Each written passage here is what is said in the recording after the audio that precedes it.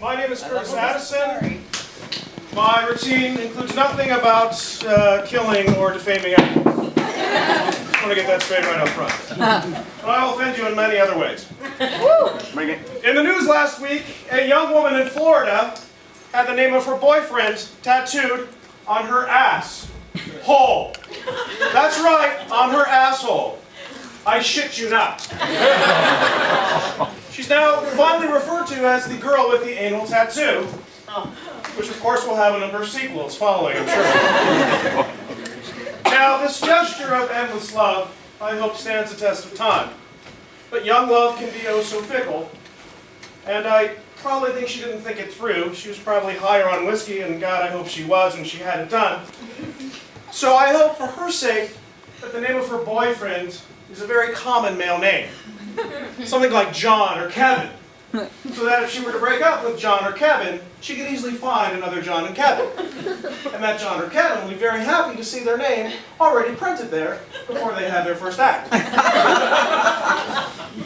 Now things get a bit more complicated if, say, the name is like, I don't know, Johannes.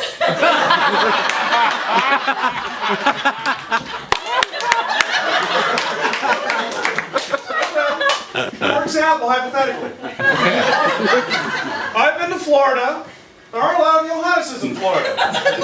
You'd have to go to Finland or some other Nordic country to find one. The other thing, of course, is logistics.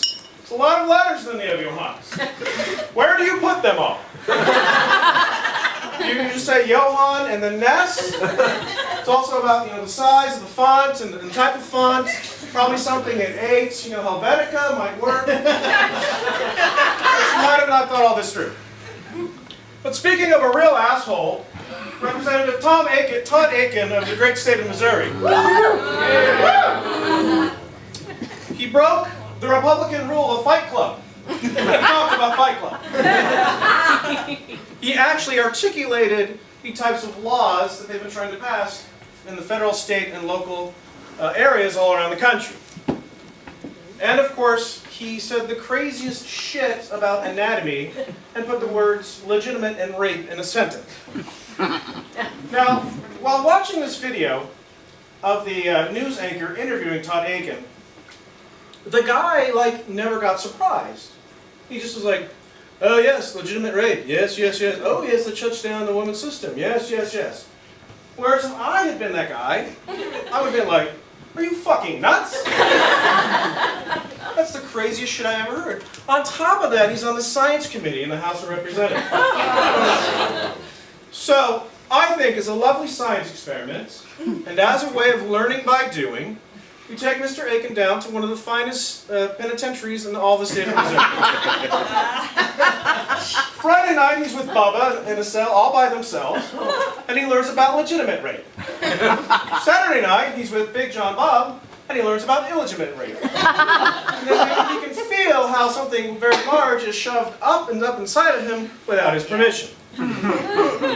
But then things got even better this week when I heard that Representative Kevin Yoder of Kansas, who put the junk in political junkets, went on a fact-finding mission to Israel and decided to get drunk and swim naked in the Sea of Galilee, which of course is where Jesus, of course, walked upon water. I would have been much more offended had he swam in the lake that General Zod walked on water in Superman 2. Now, if I'm Anthony Weiner, this is the week to come back. All you have to send out some pics and texts, According to these guys, he's really not that big of an asshole. But really, at the beginning of this week, I thought that chick was totally crazy. But she only has the name of someone on her ass, whereas Kevin Yoder and Todd Aiken clearly have their heads up theirs. Thank you very much.